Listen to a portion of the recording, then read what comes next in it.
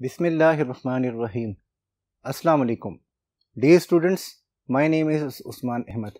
I am your computer science lecturer. Today we are going to take our lecture number 8 of chapter or unit number 6 which is function. Dear students, आज की class में हम लोग local और global functions along with the inline functions के बारे में बात करेंगे. तो चलिए हम अपनी आज की क्लास को स्टार्ट करते हैं. The term local and global functions specify the scope functions within programs. ये जो टर्म हमारे पास लोकल और ग्लोबल फंक्शंस के लिए होता है, एक्चुअली जब हम ये बात करते हैं कि हमारे पास फंक्शंस का स्कोप क्या होगा एक प्रोग्राम के अंदर, इस चीज़ को हम कहते हैं कि ये हमारे पास जो है फंक्शन के उससे यूज से रिलेटेड, एक्सेसिबिलिटी से रिलेटेड बात हम कर रहे हैं कि एक फंक्शंस को जो है हम अपने प्रोग्राम में कहाँ कहाँ एक्सेस कर सकते हैं. आया सिर्फ एक ब्लॉक या एक जो है वो फंक्शन के बॉडी में कर सकते हैं या एक ब्लॉक में कहाँ कहाँ पे एक्सेस कर सकते हैं. तो इसके लिए हम टू टाइप्स ऑफ फंक्शंस के स्कोप को देखते हैं.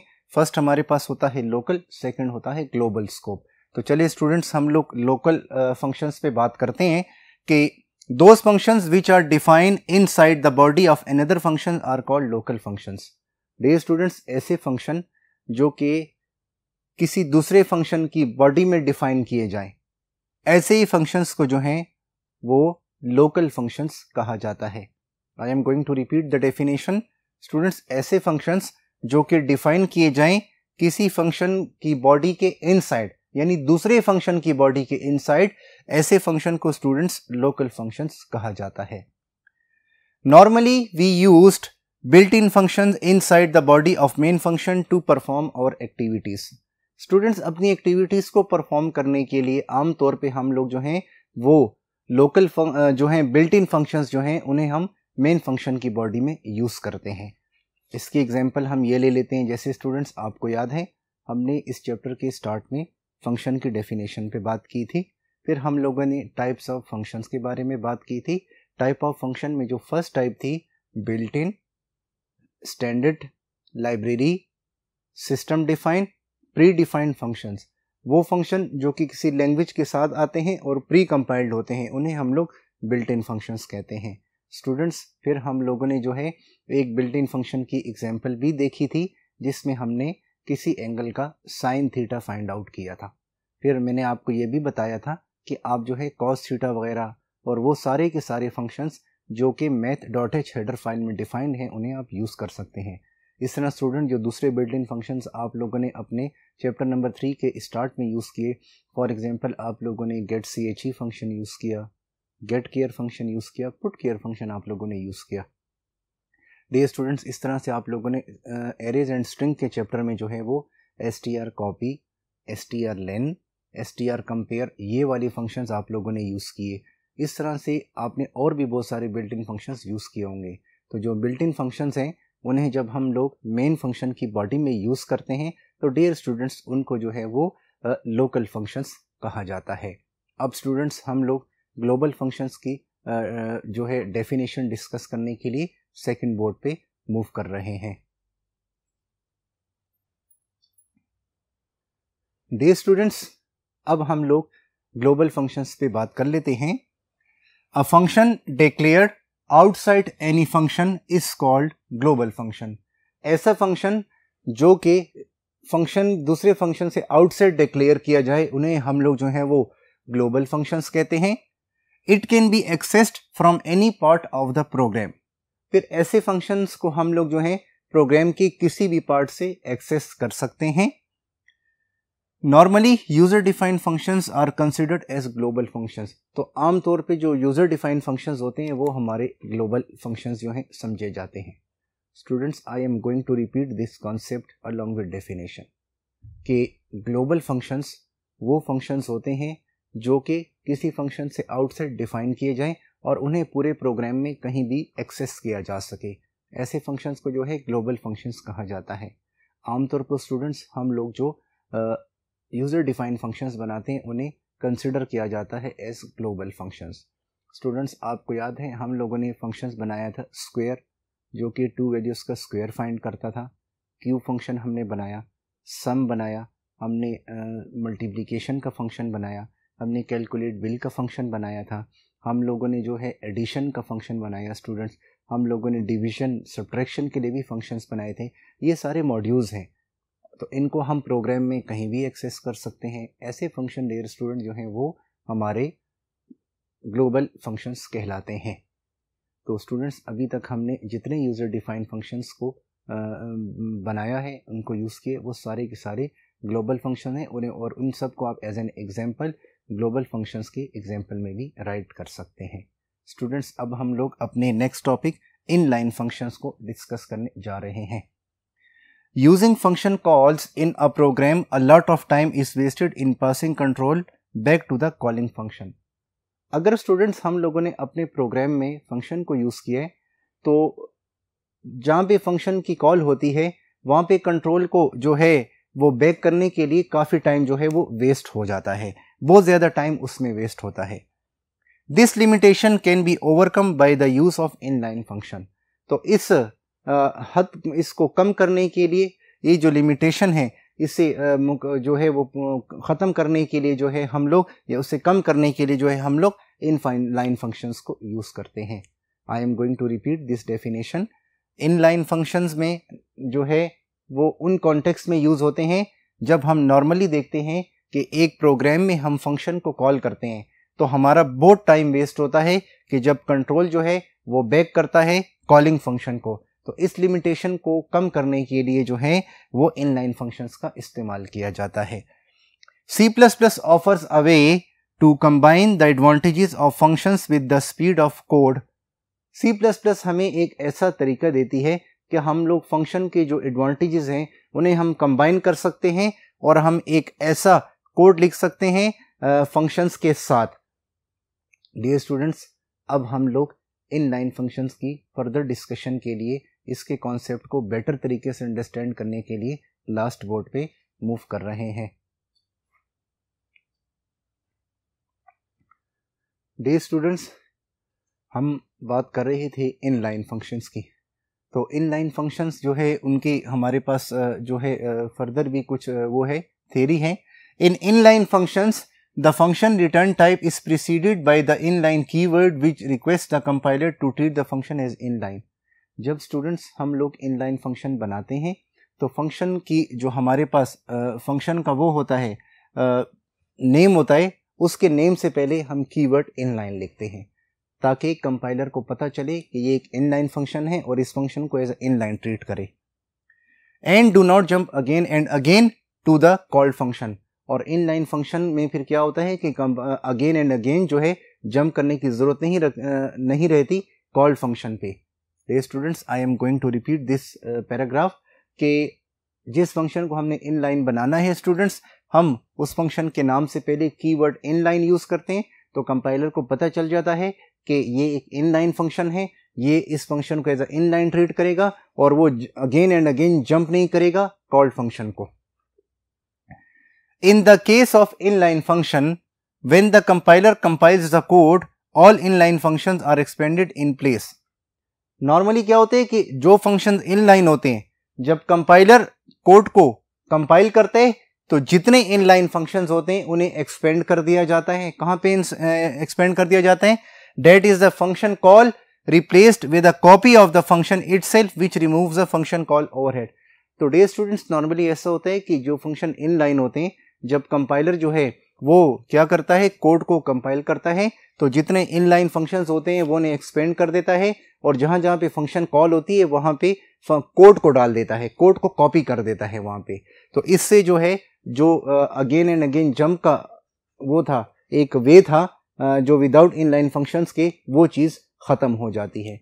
लेकिन स्टूडेंट्स एक बात याद रखिएगा, अगर इनलाइन फंक्शंस को हम यूज़ कर रहे हैं ऐसे फंक्शंस बनाने के लिए जो लार्ज फंक्शंस हैं, जिसमें हमारा ज़्यादा कोड है, जिसमें हमने ज़्यादा कोडिंग की हुई है, तो उससे जो है फिर उसके काफ़ी ओवरहेड्स भी क्रिएट हो सकते हैं, क्योंकि एक कोड को कॉपी किया जाता है तो उससे प्रोग्राम का साइज़ लार्ज हो जाता है। और ऑफ कोर्स जब स्टूडेंट्स प्रोग्राम का साइज़ लार्ज होगा और वो जब प्रोग्राम कंपाइल होगा, वो रन होगा, तो वो मेमोरी भी ज़्यादा यूज़ करेगा, वो टाइम भी ज़्यादा यूज़ करेगा। तो स्टूडेंट्स हमने ऐसे प्रोग्राम्स बनाने होते हैं जो कि ऐसे एल्गोरिथम्स पे बेस्ड करे कि जो कि एल्गोरिथम एफिशिएंट भी हो और वो जो एल्गोरिथम जो है ऑप्टिमाइज्ड भी हो। ऐसे प्रोग्राम्स हमने ऐसी स्टेटमेंट्स ऐसी कोडिंग करनी होती है।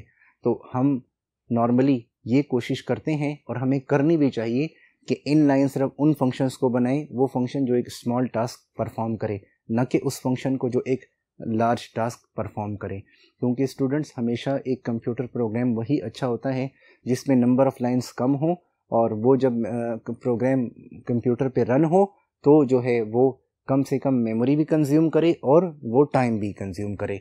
ऐसा प्रोग्राम जो है एफिशिएंट और ऑप्टिमाइज्ड प्रोग्राम होता है। तो डियर स्टूडेंट्स, अब हम लोग जो हैं वो इनलाइन फंक्शन की एक एग्जांपल देखेंगे। हम लोग उसको अंडरस्टैंड करने की कोशिश करेंगे और हम उसका यूज़ देखेंगे कि किस तरह से एक फंक्शन को इनलाइन जो है वो बनाया जाता है और उसे यूज़ किया जाता है।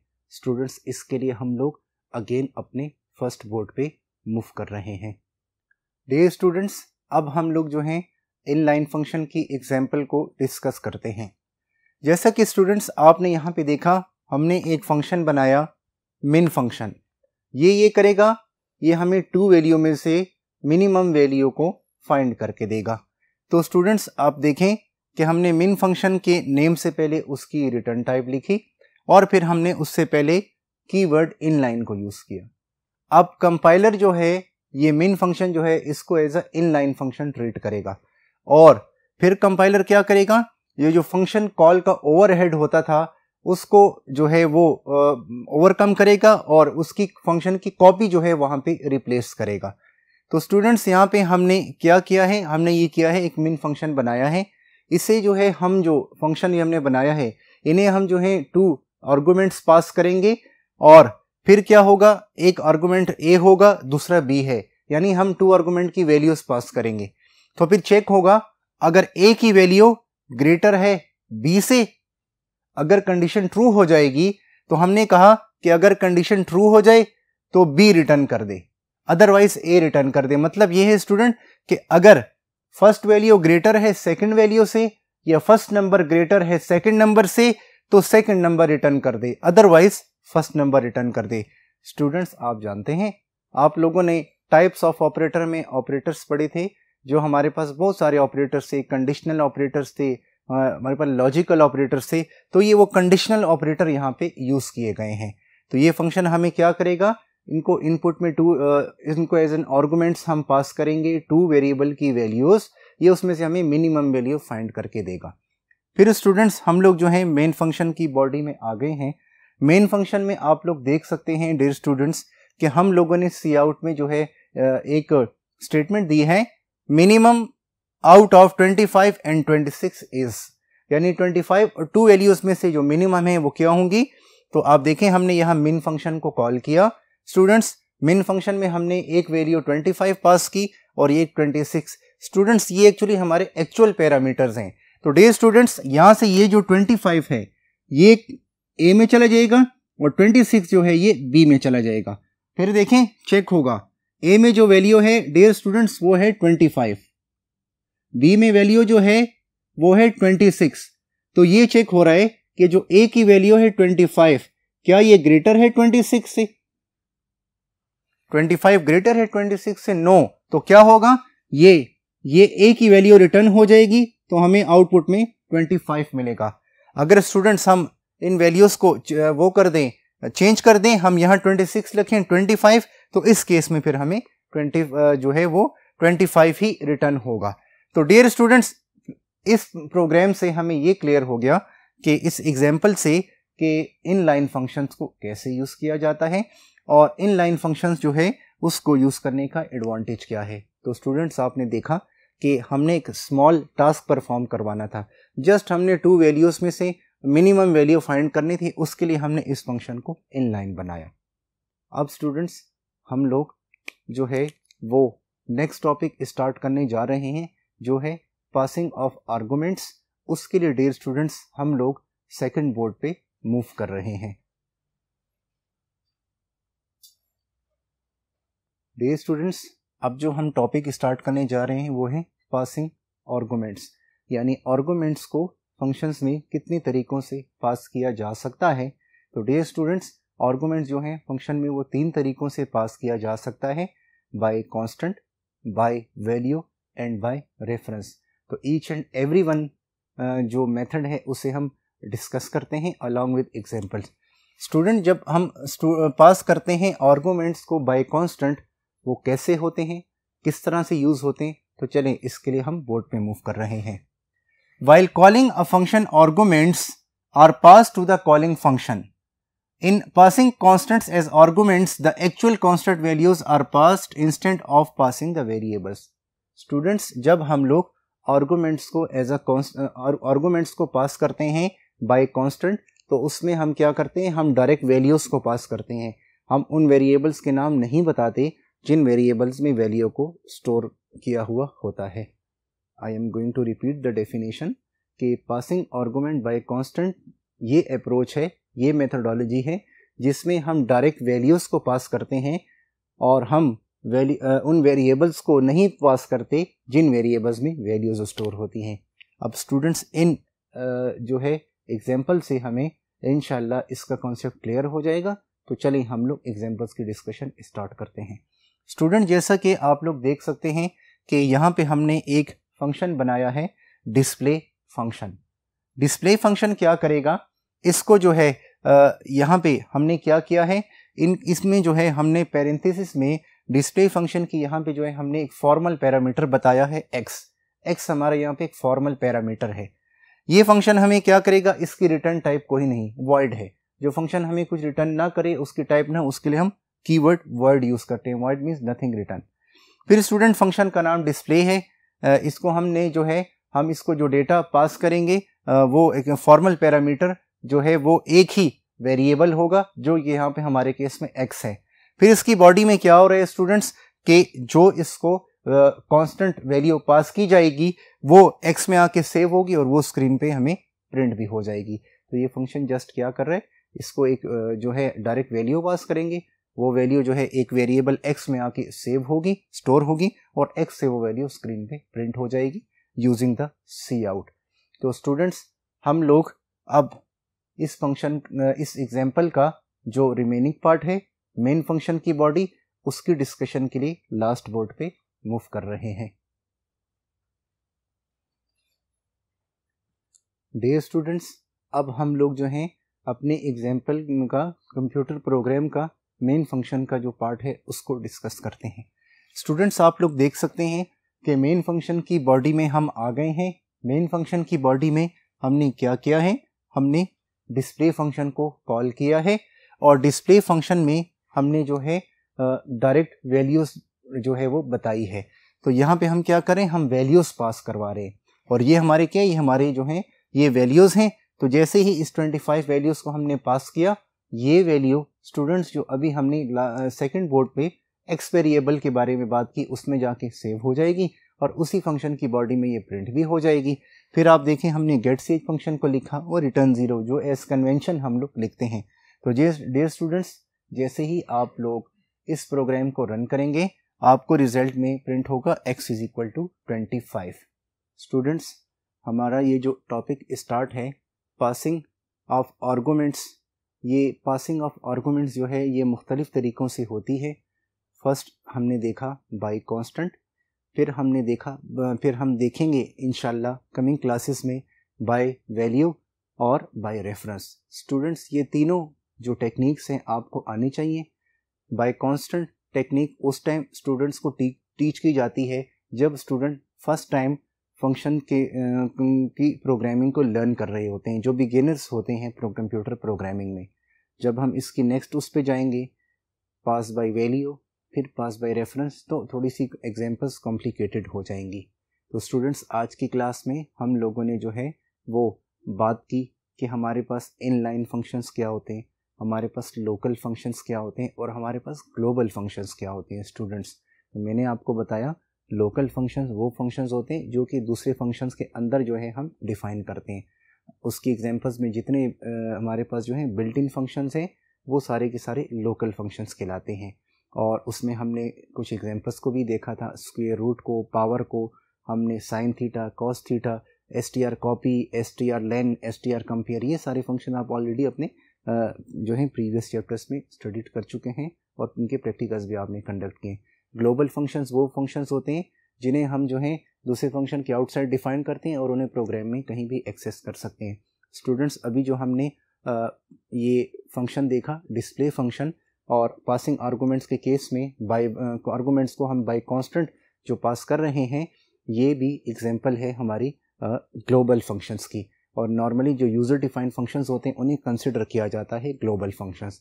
डियर स्टूडेंट्स, तो आज की क्लास में हम लोगों ने जो है फिर उसकी बात की थी इनलाइन फंक्शन की, कि इनलाइन फंक्शन उस टाइम यूज़ किया जाता है और ऐसे फंक्शन को इनलाइन बनाए जाते हैं जो हमारे स्मॉल टास्क परफॉर्म करवाते हैं, क्योंकि नॉर्मल फंक्शन में एक ओवरहेड होता है कि उसमें फंक्शन की कॉल अगेन एंड अगेन होती है। तो इनलाइन फंक्शन में ये हो जाता है कि जस्ट कोड को वहाँ पे कॉपी कर दिया जाता है, लेकिन ऐसे फंक्शंस को इनलाइन बनाना चाहिए जो स्मॉल टास्क परफॉर्म करें, ना कि लार्ज टास्क के लिए, क्योंकि ज़्यादा जब इनलाइन फंक्शन आप यूज़ करते हैं लार्ज फंक्शंस बनाने के लिए इनलाइन के कॉन्सेप्ट को, तो उससे प्रोग्राम का साइज़ जो है वो लार्ज हो जाता है। ये इसका एक डिसएडवांटेज है। तो जब प्रोग्राम कंप्यूटर पे रन होगा वो मेमोरी भी ज़्यादा लेगा, टाइम भी ज़्यादा लेगा। और फिर हमने आर्गूमेंट्स पासिंग का टॉपिक स्टार्ट किया, जिसमें हमने पासिंग आर्गूमेंट बाय कांस्टेंट की जो मेथड है, टेक्निक है, उसको देखा। इंशाल्लाह स्टूडेंट्स, नेक्स्ट क्लास में न्यू टॉपिक के साथ आपसे मुलाकात होगी। जब तक अपना बहुत ख्याल रखिएगा। अल्लाह हाफिज़।